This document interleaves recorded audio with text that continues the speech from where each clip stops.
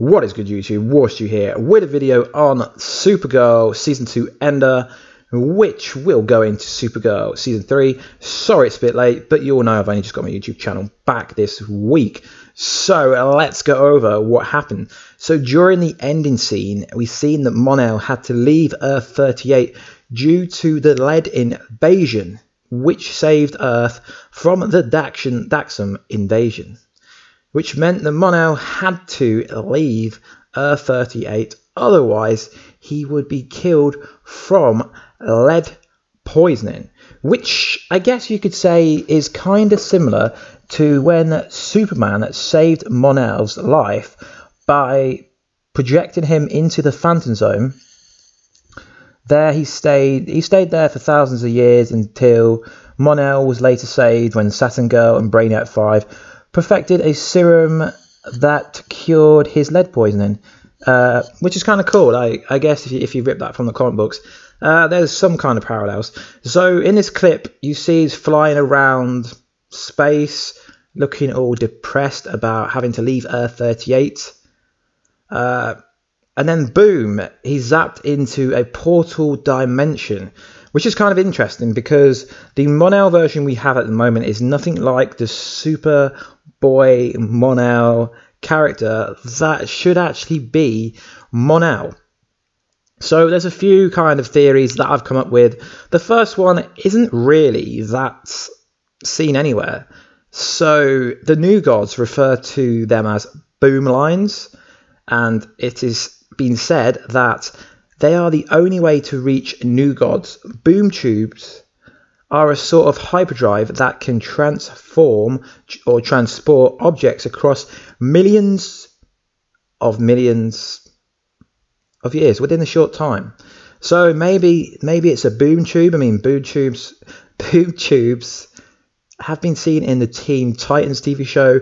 Another option could be the Phantom Zone, which could be very viable. I've seen people saying that it's no chance of the Phantom Zone, but it would be pretty cool if he got stuck in the Phantom Zone somehow, where he stayed there for what appeared to be thousands of years or whatever, until the Legion of Superheroes picked him up, took him to the 30th century, and that's a pretty cool storyline. Obviously, the Legion of Superheroes is a team of teenage superheroes from the 30th to 31st century in the DC universe, which was inspired by the adventures of Superboy pre-Crisis, and like the founding members were Cosmic Boy, Lightning Lad, and Saturn Girl. They're like the founding members, which is pretty cool because if we are getting the kind of Legion of Superheroes, it could introduce Saturn Girl, who's currently knocking about in a DC rebirth.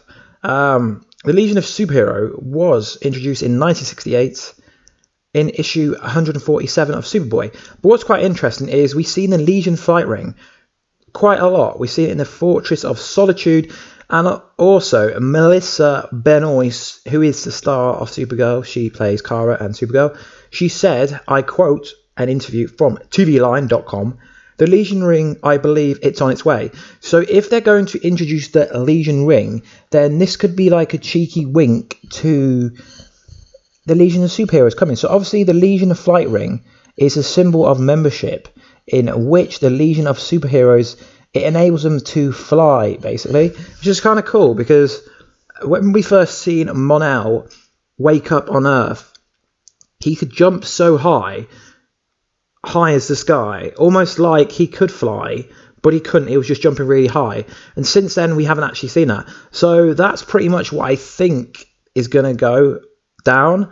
I hope they go with the Phantom Zone option, then they picked up by the Legion of Superheroes. The only issue with this is he'd have to go in the future.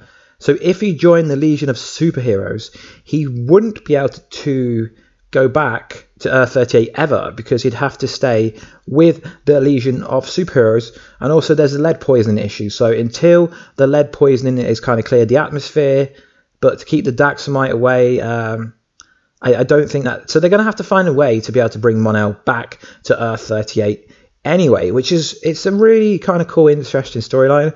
I mean, it will make Supergirl more interesting for a lot of viewers.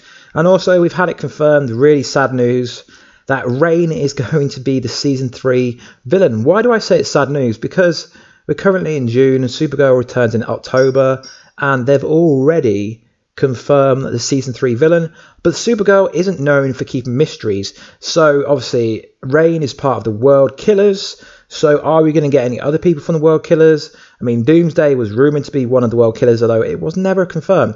And it's also good because Reign is a Supergirl villain from the New 52 comic books. So it's cool that we're not getting a Superman villain, because that's a lot of people have issues with the Supergirl program, that they keep pulling from Superman comics. So it's going to be quite interesting, because Reign, I guess Reign is kind of similar to Supergirl in ways, because she was born from Kryptonian scientists and all that kind of jazz. But I hope they make her different, because if she's just like Supergirl, then it will be quite generic. And her comic book arc didn't last that long. It lasted a while. But yeah, I just thought I'd add that bit because it is like confirmed officially and all that jazz. So anyway, guys, make sure you hit that Taco Bell to join the notification squad, and then you can join Team Warstu. Anyway, guys, please like, subscribe, comment, and I'll catch you in another video, guys. Peace.